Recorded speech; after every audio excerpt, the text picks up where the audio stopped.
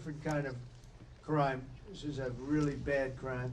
Millions of Americans are praying for those heroes and their families, and I must unfortunately tell you that just seconds before I went on, right now, I heard that Sarah Beckstrom of West Virginia, one of the guardsmen that we're talking about, highly respected, young, magnificent person, started service in June of 2023, outstanding in every way.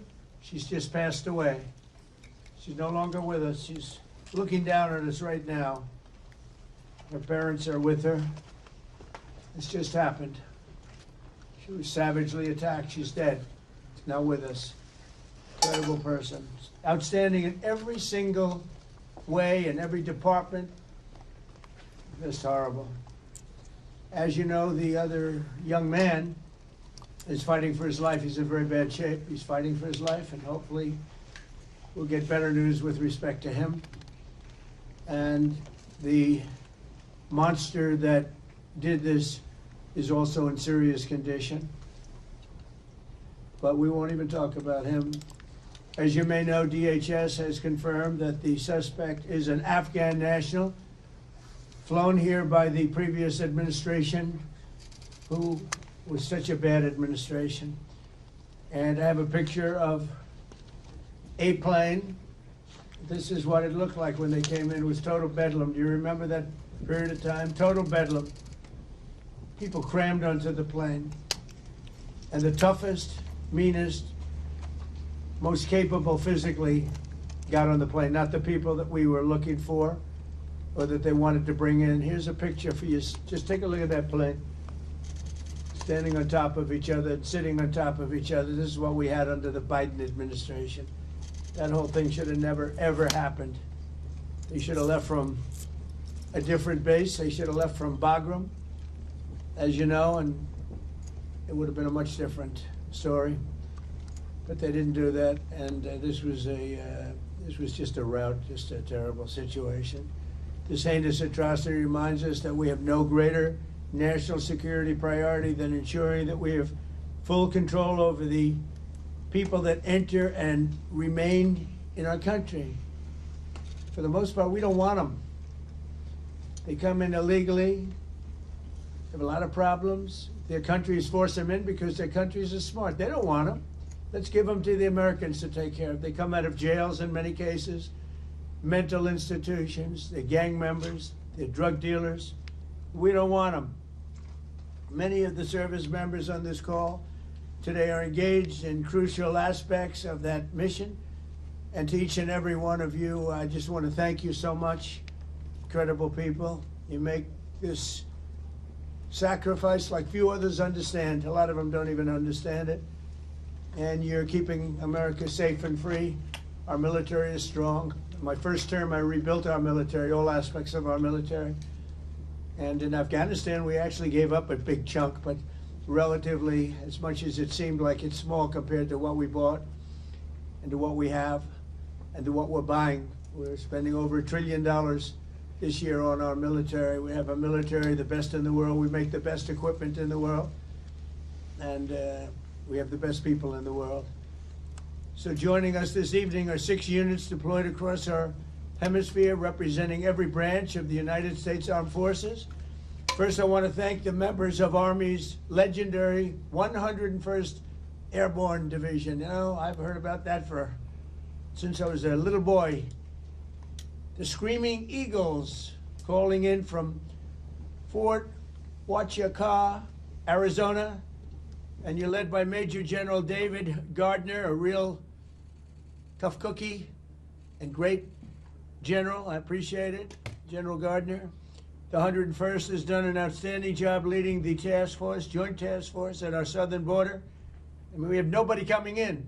They're not coming in. Under Biden, they were coming in by the millions. Now we have nobody coming in. We have a strong border. Nobody talks about it anymore. I'm not giving credit for anything, just like you guys are not giving credit for anything. We do the greatest job, but that's all right. They don't talk about the border anymore because you know why? Nobody comes in. We had 9 months now where we had nobody coming in, zero. And this is being Fed, this is the people that do this, they tend to be on the left. They'd love to say millions of people came in through Trump, and they actually said nobody came. Even I find that hard to believe, but they literally are saying nobody came in. And I hope people appreciate the job that you've done and the job that we've all done. But we're stopping the invasion of our country. We stopped it cold. And if you remember, Biden said, I need new legislation. You didn't need legislation. I didn't get legislation. What you needed was a new president. So with your help, we now have the most secure border in American history. It's the single most secure border in American history. So I just want to thank you. And the 101st, I want to thank you very much. The job you've done is amazing, working with all of our great people. We also have the men and women of the U.S. Navy serving as part of the Iwo Jima Amphibious Ready Group under Captain Christopher Farraker. And they're on board the USS Iwo Jima in the Caribbean Sea, working right by their side are members of the 22nd Marine Expeditionary Unit led by Colonel Tom Trimble. Thank you very much. I think you waved to me because I can see you then. Let's see. There you are, handsome people. They're beautiful looking people. Thank you. Like I could put you in a movie right this second, and the three of you, and I think we'd have a top grossing movie. You don't have people like you in Hollywood. Part of the 22nd MEU is also serving in Puerto Rico, the 3rd Battalion, 6 Marines, Devil Dogs, led by Major Ross Gilchrist. Where is Major?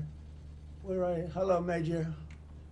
Another central. Is everybody central casting? It's like they're all handsome, tough guys. I don't know what's going on here. But the Navy Marine Corps team is currently helping to defend our country, protect our interests, and literally decimate terrorists. The job you've done is incredible. I also want to thank you for your amazing work to quickly deliver life-saving aid to Jamaica in the aftermath of the recent hurricane, which was devastating. Thank you very much. Appreciate it, Major and everybody. Appreciate it. Next up are the airmen serving with one of the most feared bomber forces in the world, the U.S. Air Force's 7th Bomb Wing at Dyess Air Force Base in Texas under the auspices and leadership of Colonel Seth Spanier. Colonel, where are you, Colonel? Colonel, let's see, you're right there. Thank you, Colonel. All of you are backbone of America, and you really are the backbone of America's air power. And in recent weeks, you've been working to deter Venezuelan drug traffickers, of which there are many. Of course, there aren't too many coming in by sea anymore, if you probably noticed that. From sending their poisons into the United States, where they kill hundreds of thousands of people a year. But we're going to take care of that situation. We're already doing a lot. We've almost stopped. It's about 85% stopped by sea. You probably noticed that. People aren't wanting to be delivering by sea. And we'll be starting to stop them by land also. The land is easier. But that's going to start very soon. We warn them, stop sending poison to our country. We also have the 18th Space Defense Squadron at Vandenberg Space Force Base in California, headed by Captain Ryan Weber. Captain, where are you, Captain? Thank you very much, Captain. Great job. Every day you maintain American dominance on the high frontier. You're the guardians of one of the most important domains we have to protect, and you make us very, very proud of the job you do, Captain. Thank you.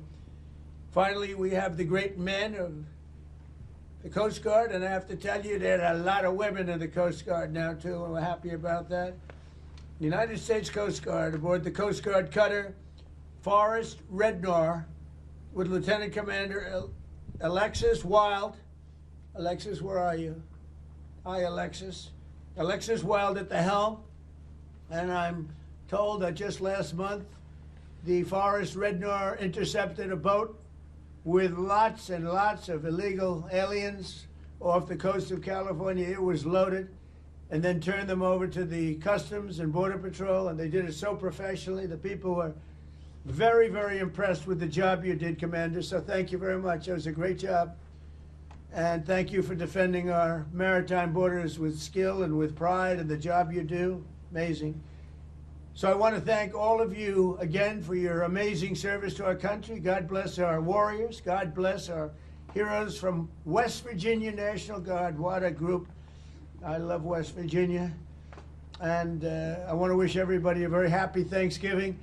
We have a country that we can be very proud of. I was with the King of Saudi Arabia, and he said, you know, sir, last year you had a country that was a dead country. We thought it was dead, and now you have the hottest country anywhere in the world, and it's true.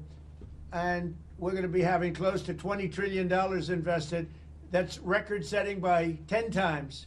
Nobody's ever had anything like it. We're building plants. We're building factories, auto factories, AI plants, the whole thing with artificial intelligence. I don't know the word. I've never liked the word artificial. I don't know what artificials are. I think they ought to change the name. I've always said that's a lousy name to have, artificial anything, but it's a big business. And we're building more. We're leading China by a lot. We're leading everybody by a lot. We make the best military equipment in the world, and they're ordering it at numbers that nobody's ever seen before.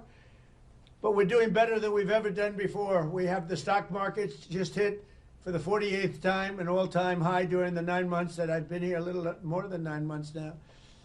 And so we have the hottest stock market ever. That's a big thing for 401ks and all of the millions of people with jobs and 401ks. Everybody participates in that. But it's 48 times in a little bit less than 10 months. 48 times we hit an all-time high. And I think we're going to continue, because when these factories that we're building from all over the world, they're coming because of tariffs. I think because of November 5th, the election result, but because of tariffs. And we're taking in hundreds of billions of dollars like we've never done before. And some of that's going to go back in the form of a sort of dividend to our people, but much of it's going to go toward reducing debt. And what it really goes for, and even better than the money we're taking in, is the fact that nobody's attacking our companies and taking them out, stealing them like they've been for many years. Because if they do that, they have to pay a tariff as they make products and sell them into our country. So we made deals with Japan, we made deals with South Korea, we made deals with the European Union, where they pay us hundreds of billions of dollars, and they participate. They're now building plants. Honda is building plants, and they're all, every car company from all over the world virtually is building plants now in the United States because they don't want to pay the tariffs. So there's never been anything quite like it. It's been amazing. So we're taking in, think of it, hundreds of billions. Next year it'll be $1 trillion or more. But we're taking in all this money, at the same time protecting our country. And we're respected again. They actually respect us. And they made the deals. I mean, they respect us, but they pay us. As an example, Japan, $650 billion. South Korea, $350 billion. European Union, $950 billion. And they are building plants now in the United States because they don't want to pay tariffs. So this is one of the biggest things economically that's never happened. Nobody's ever seen anything like it. And over the next couple of years, I think we'll substantially be cutting, and maybe cutting out completely, but we'll be cutting income tax. Could be almost completely cutting it because the money we're taking in is going to be so large.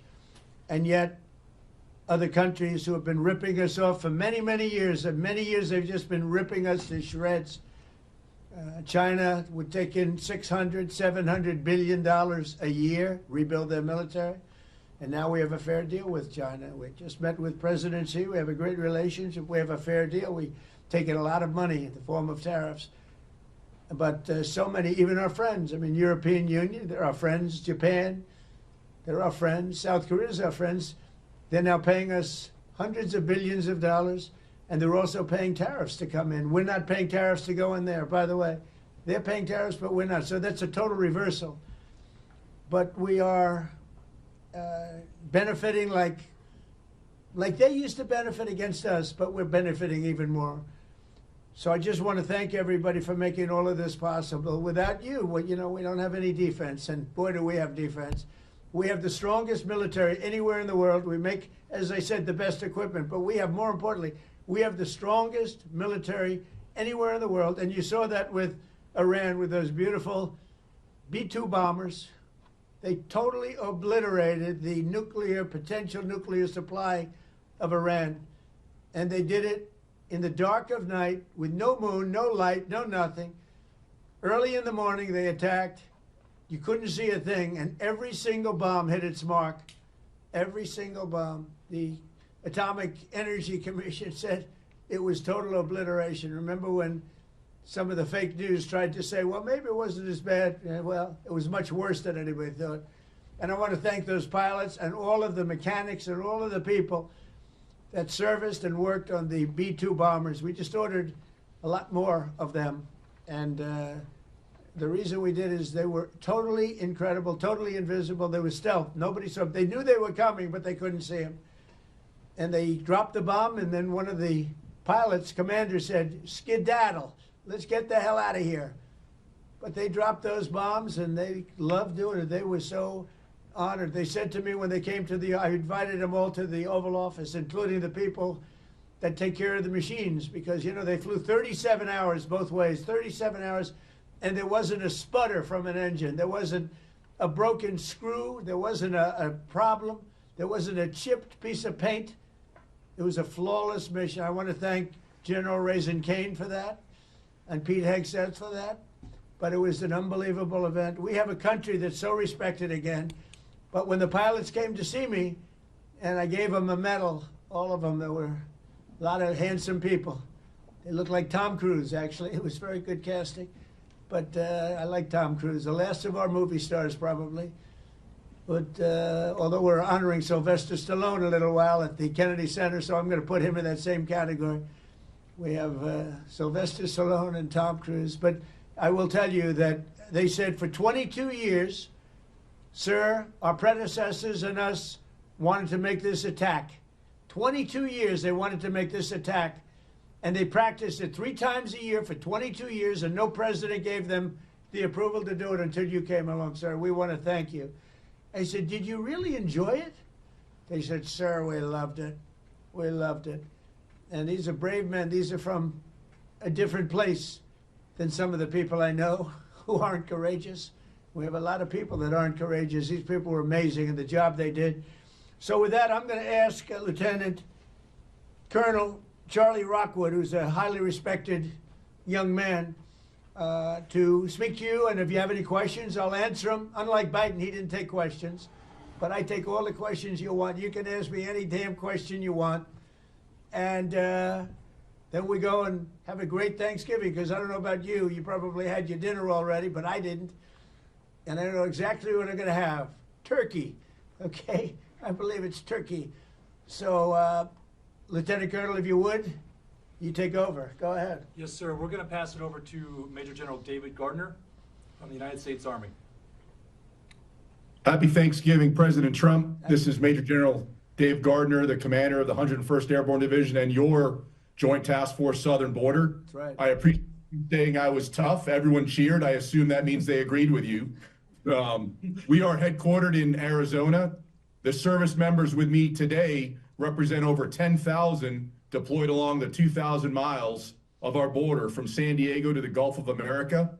We support Customs and Border Protection, U.S. Border Patrol, and as you said, Mr. President, illegal aliens entering our country is at a historic low thanks to our collective efforts. Right. On the screen behind me, you may be able to see some of the images of us patrolling, reinforcing the border wall, and we're doing that 24 hours a day, 7 days a week, including today, Thanksgiving. Our soldiers, Marines, sailors, airmen, guardians, and Coast Guardsmen were able to have fantastic Thanksgiving meals and engage in traditional football games against each other. We're doing well. We all appreciate you taking some time from your family to speak with us today, and thank you for your support, Mr. President, and happy Thanksgiving.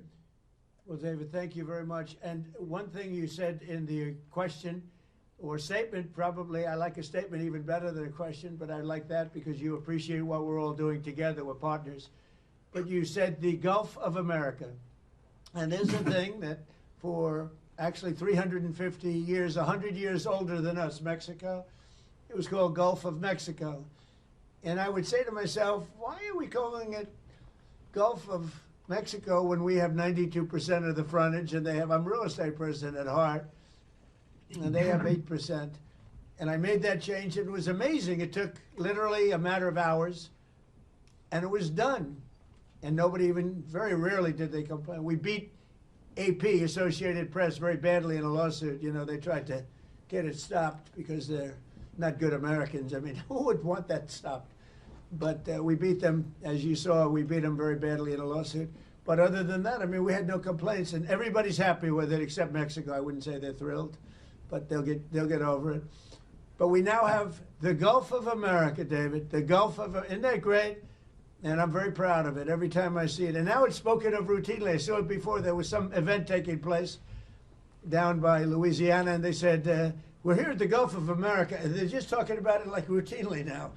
They're not saying like Gulf of America and smiling. It's just routine. It's called now the Gulf of America. So I'm actually very glad you brought it up. That's another one of our many achievements. So thank you very much. Appreciate it. Yes, sir. Thank you, Mr. President. Great job. Please. Sir, before we go on, do you have any questions for the president? Yes, Mr. President, this is Sergeant Major Anderson. I do have one question, sir. Yes, sir. If you were to place a wager between the Army and Navy football game, who would you put your money on, sir? You know, David, I think you should dock him. That's a terrible question.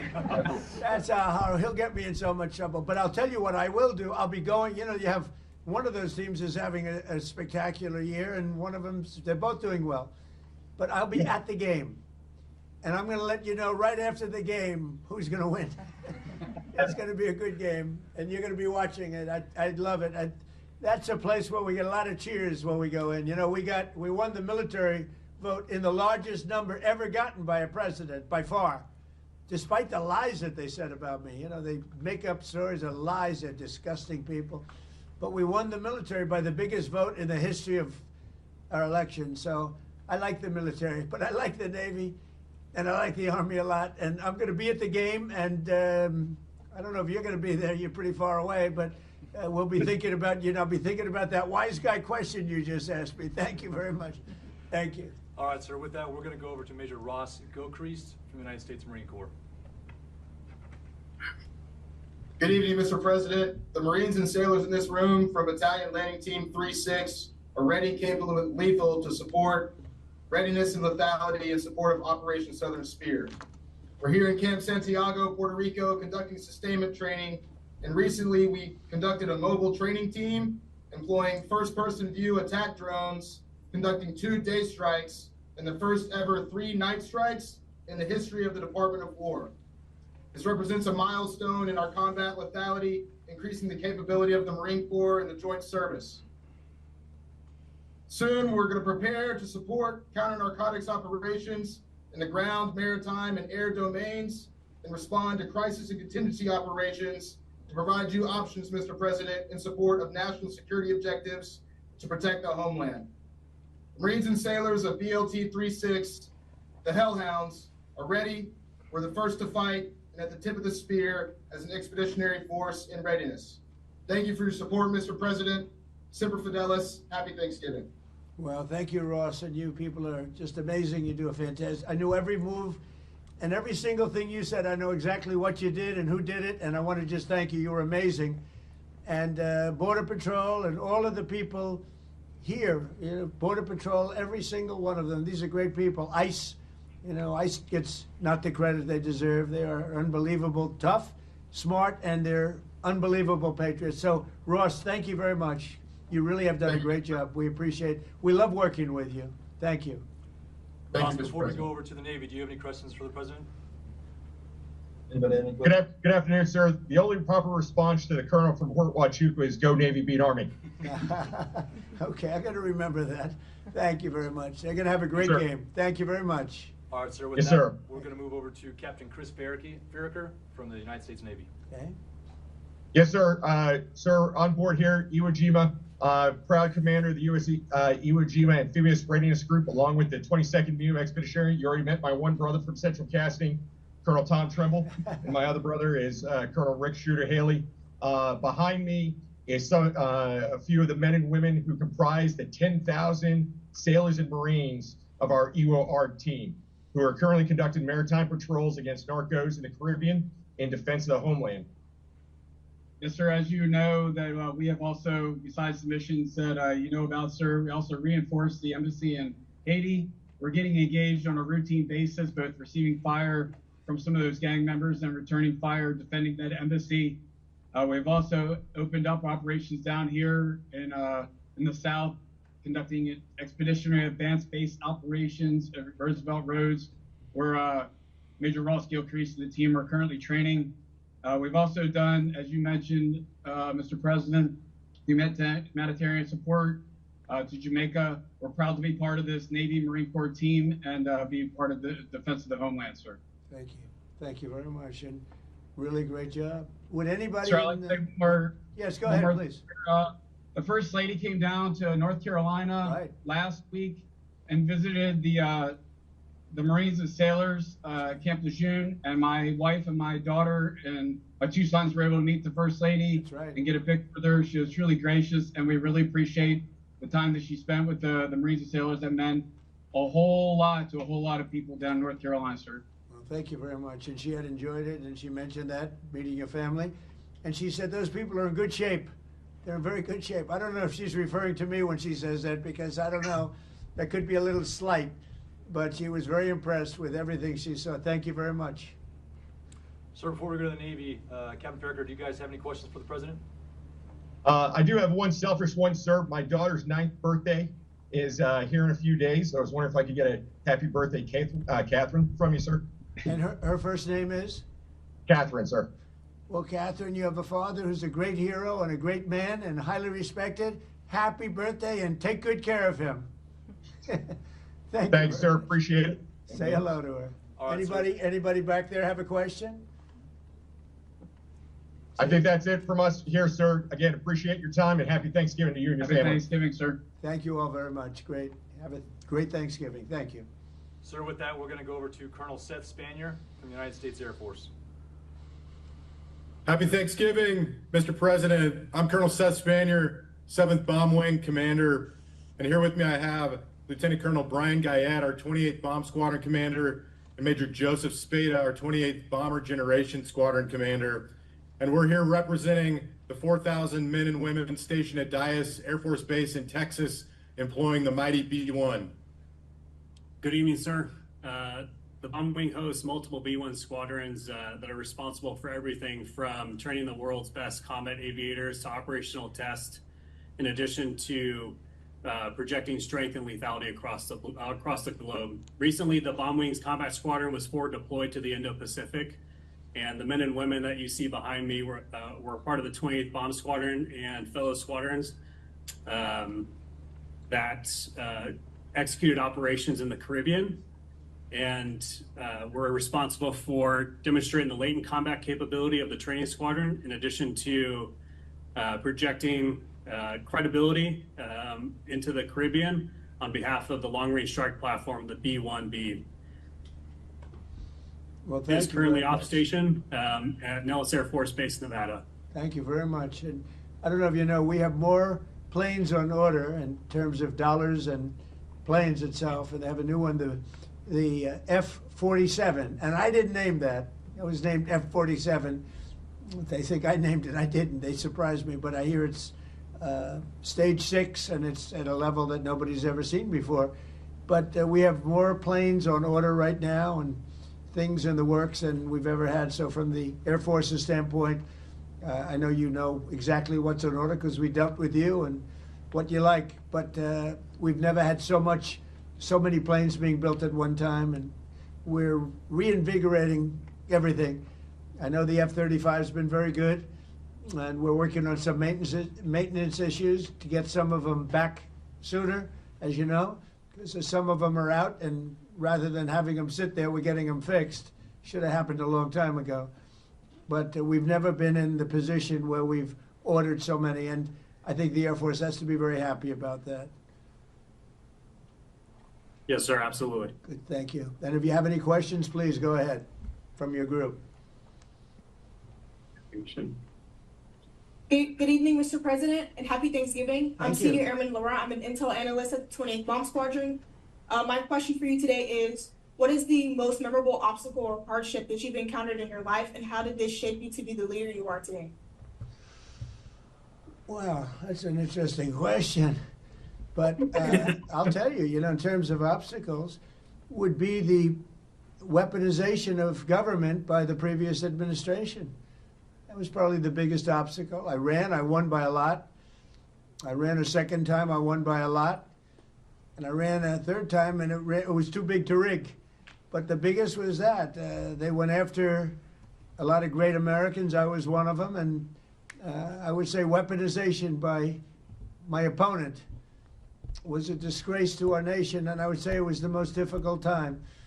And we won.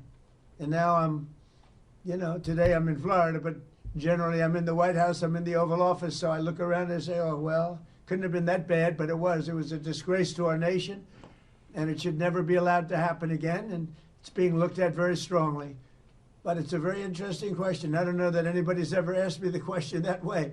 But if you did, I would say it was the weaponization and illegal weaponization that they used where our government attacked the president and the former president of the United States of America. And I was fighting for you, not just for myself. I was fighting for you. I was fighting for everyone that I'm looking, all of those incredible patriots that I'm looking at, but the millions of people that are listening right now and the hundreds of millions of people in our country. And we fought and we won, but they're bad people. So thank you. That's a great question. Thank you very much.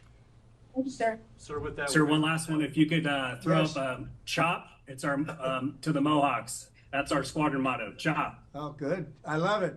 Chop. See, we're not allowed to do that anymore. We're not allowed. You're not allowed to use the word Indian anymore. The only one that wants you to are the Indians, all right? I don't think you should ever change. I will never tell you to change, all right? It's great. And they're very proud of it, too, by the way. Thank you all very much. Thank you. sir, we're going to turn it over to Captain Ryan Weber from the Space Force. Okay. Good evening, Mr. President. My name is Captain Ryan Weber, and I'm the commander of the 18th Space Defense Combat Squadron. Today with me, I have Delta Crew. They're working the holiday swing shift right now, which is led by Lieutenant Cunningham and Sergeant Jackson. We also have 5 orbital analysts with us today. Our mission here at the 18th is space domain awareness, tracking everything to, in, and from space, whether that's a launch, satellite reentry, or maintaining the catalog of 48,000 objects in space. It's been a historical year for 2025. We've had over 273 space launches to this year, 174 of those being from the U.S. And we're just grateful for our newly operationally accepted system to lead the way for the world in space domain awareness. Well, I know all about it because that was my baby, Space Force. So Yes, I can't sir. say I have any favorites because I don't want to do that. But I'll tell you, I have a real love for Space Force. And as you know, I did that. We put some very good people in because we were losing to China and Russia substantially. And now we're leading China and Russia substantially. And as you know, Biden came in, he wanted to terminate Space Force. He thought it was funny. He thought it was so funny. The military didn't think it was funny, and he was met with a great force. And the force said, you're not doing this. But I think it's going to go down as one of our most important, as technology goes. The things we're doing now in space are unbelievable. And I think it'll be one of the truly great things that this administration did. I did it in my last term. But we really had great people there, and we're dominating space now. We're dominating it. We were losing it to both China and Russia at the time. We had no Space Force. And so we created this incredible group of people that came together, and they created something very special. And I'm very proud of all of you for being involved. It's going to be one of the most important things I think that I've ever done. Thank you. Ryan, before we Thank move on you, to the sir. Coast Guard, does anybody from your team have a question for the President? The one question I would have, sir, is what do you see for the future for the Space Force? How do you expect it to grow as we build out as a branch? I just think it's unlimited. I think it's, in terms of technology, in terms of, the others have been here for a long time.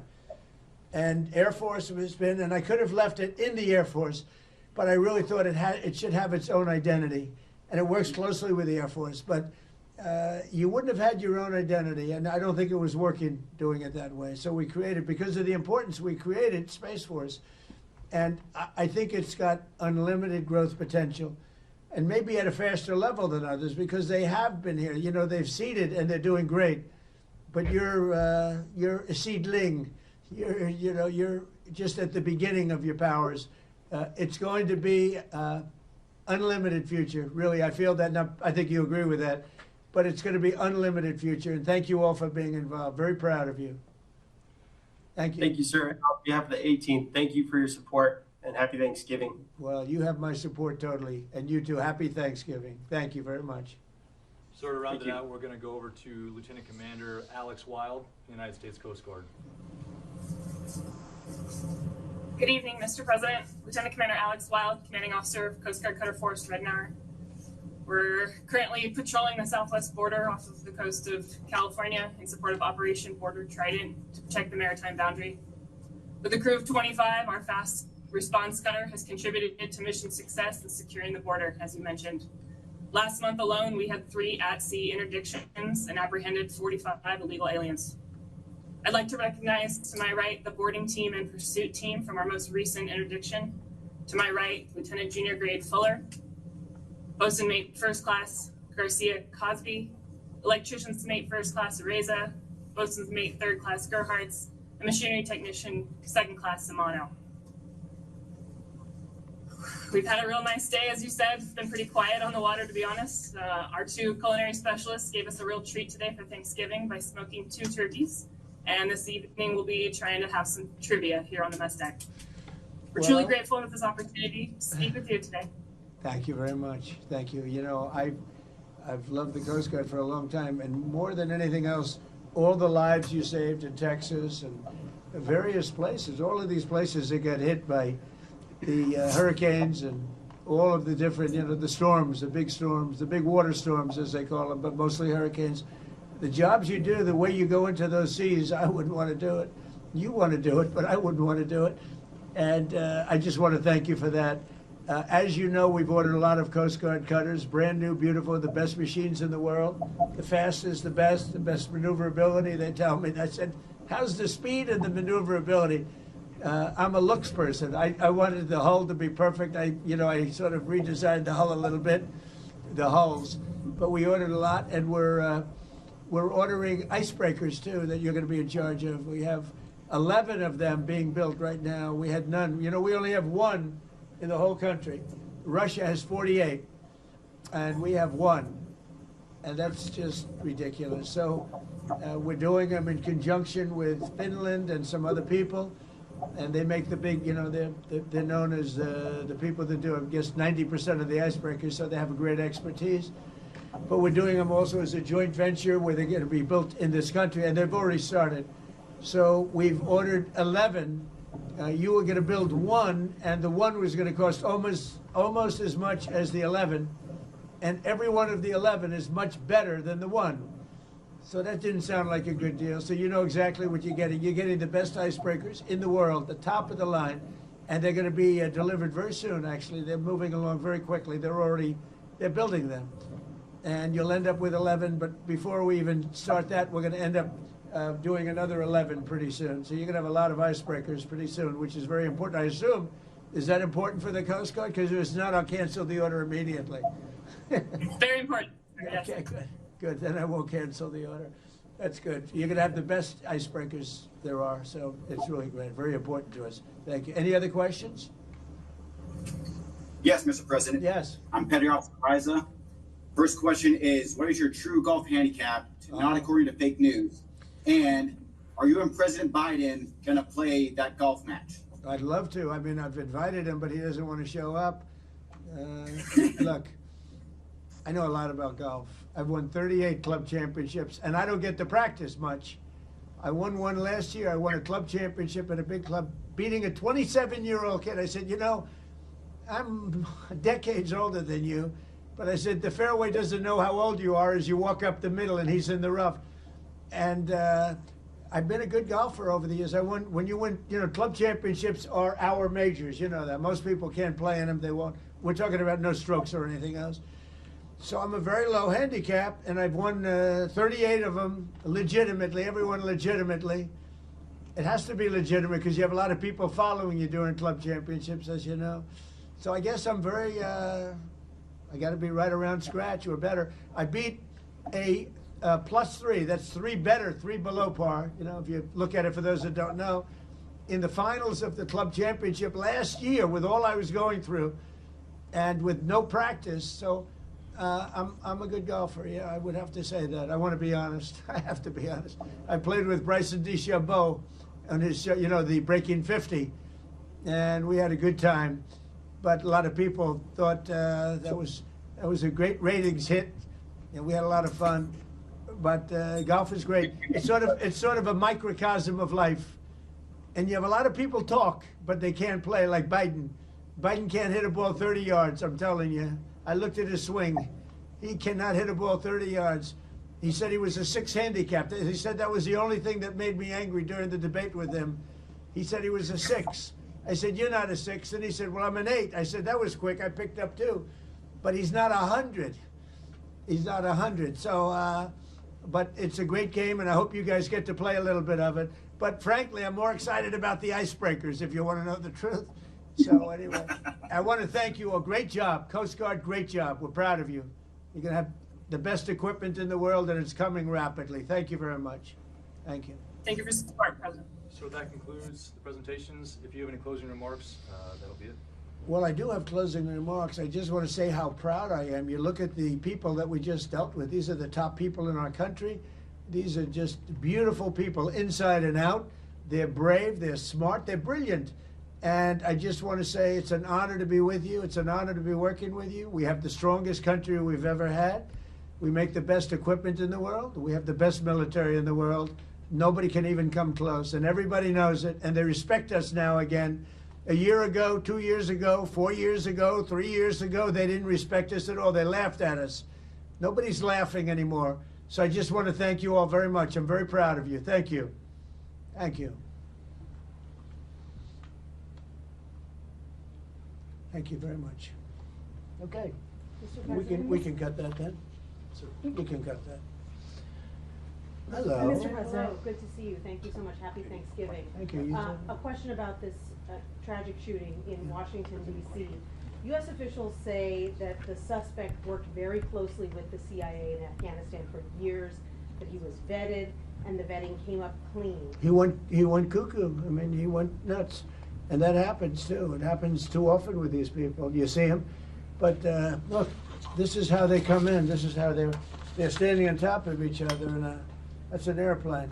There was no vetting or anything. They came in unvetted. And we have a lot of others in this country. We're going to get them out. But they go cuckoo. Something happens to them. Your DOJ IG just reported this year that there was thorough vetting by DHS and by the FBI of these Afghans who were brought into the U.S. So why do you blame the Biden administration? Because they let them in. Are you stupid? Are you a stupid person? Because they came on a plane along with thousands of other people that shouldn't be here, and you're just asking questions because you're a stupid person. And there's a law passed that it's almost impossible not to get them out. You can't get them out once they come in. And they came in, and they were unvetted, they were unchecked, there were many of them, and they came in on big planes, and it was disgraceful. And if you look, you'll see there was a law passed. It makes it almost impossible not to let them in, not to certify them, so to speak, once they come in. And they came in, and they shouldn't have come in. And frankly, the whole thing was a mess. The whole Afghanistan situation was a mess. It should have never taken place. If we're going to go out, and we would have gone out because I had everybody ready to go, we were going to go out with strength and dignity and precision, and we would have left from Bagram, and we would have kept Bagram, by the way, because of its very close relationship to China and where they make their missiles. But when you let the people come in by the thousands and thousands and thousands, they made a terrible mistake. But they were incompetent. Yeah. Yeah, Mr. President, thank you for having us here tonight. Have you spoken with Sarah and Andrew's family? We have a call in a little while, actually, right after this. Do you plan to? Well, the family is devastated, as you can imagine. But we have spoken. I mean, my people have spoken with the family. We'll be speaking tonight, tomorrow. You have to give them a little. They just found out about their daughter. You know, you can't just call 2 seconds later. Yeah, of course. It's a very, very tough situation. Obviously, she was so outstanding. I mean, I just heard outstanding in every single way. It's in the early stages, obviously, but do you plan to attend Sarah's funeral? I haven't thought about it yet, but it certainly is something I could conceive of. I love West Virginia. You know, I won West Virginia by one of the biggest margins of any president anywhere. And it's, you know, these are great people. I love the people of West Virginia. I love the people of our country. But I haven't given it any thought, but it sounds like something I could do, you know. It's very raw. Yeah, of course. The suspect does have a wife and 5 children who live in Washington. Do you plan to deport them? The suspect has? The suspect? Well, we're looking at that right now. We're looking at the whole situation with family. It's a tragic situation. Yeah, Jeff? Mr. President, are there any changes you want to make to improve safety for National Guardsmen who are being sent into these cities? No, just I want to have more. As you know, we're sending 500 more. We had very little crime in Washington now for, you know, many months. Record-setting low crime, and this happened. And I don't know how you put this on the scale of that. This is sort of different. This is a terrorism threat, and this was done because they're so effective. If they weren't effective, you probably wouldn't have had this done. But this was done because the National Guard has been so effective. You know, you went from having a tremendous amount of crime and death, killing, everything else, to having none. And this happened, I assume, because it was so effective. And maybe this man was upset because he couldn't practice crime. Who knows what his motivation was? But what he did was horrible. And you've made changes for Afghanis' ability to apply for asylum. Do you blame all Afghans for this one man's mistake? No, but we've had a lot of problems with Afghans because they had a lot of them coming in on these planes. Again, I show you this picture. We had a lot of them coming in on these planes that are, look at them. There was no checking. They just poured into the plane. And many of these people are criminals. Many of these people are people that shouldn't be here. And many of them have been gotten out. I mean, we've gotten out a lot of the people that, you know, we've taken a lot of them out of here. But many But of them they aren't came here in, legally, right? Yeah, I know, this deal story. Many are wonderful, yeah, No, I'm sure. I said many are here legally, though. What should they think in terms of their prospects? Well, they can't be happy, okay? They can't be happy. Because what's taking place between that, if you look at Somalia, they're taking over Minnesota, and we got a lot of problems with the gangs, with all of the things taking place in Minnesota. We have an incompetent governor, we have a dope governor. They can't be happy about what's going on. And if you talk about the Afghans, you know, there's a problem because so many bad ones came in on the planes. They just walked in. Whoever the strongest people were physically in a way, but whoever the strongest, they got on the planes. There was no checking. They just swamped the planes. They took off. We had no idea who they were. Yeah, do you want to ask a question behind? Me? Hi, sir. Happy Sure. Thanksgiving. Hi. What do the Somalians have to do with this Afghan guy who shot the National Guard? Nothing, but Somalians have caused a lot of trouble. They're ripping us off for a lot of money. There's a tremendous amount of money going back to Somalia. What the hell are we paying money to Somalia for? But they're ripping off our country at a level that few people have been able to see before. That's about the only thing. You talk about competence. We have Ilhan Omar, who does nothing but complain about our country and our Constitution. And she comes from a country with practically no country. It's devastated, it's crime-ridden, it's a mess, it's a disgrace. And we took their people at a tremendous, we're not taking their people anymore. We're not taking their people, and we're getting a lot of their people out because they're nothing but trouble. Okay, thank you very much, everybody. Go ahead. One question about this asylum claim that is being floated. Of course, you just detailed that this suspect was flown in under the Biden administration. Yeah. But was he granted asylum under your administration? When it comes to asylum, when they're flown in, it's very hard to get them out. No matter how you want to do it, it's very hard to get them out. But we're going to be getting them all out now. Thank you very much. Thank you, Mr. President. Thank you, sir. Thank you, everybody. Here, take that picture if you want it, Press. Mr. President, what are you most thankful for this Thanksgiving? Thank you, guys. Keep moving. The fact that America's great again. We've made America great again. America was a dead country. We've made America great again. Here you go. Thank you, everybody. Thank you, Mr. President. Thank you, guys. Thank Thank you. Keep moving, everyone. Thank you. Thank you, guys. Thank you. Hey, Brian. I think we shall appreciate it. The worst. You too. Thank you. ABC fake news.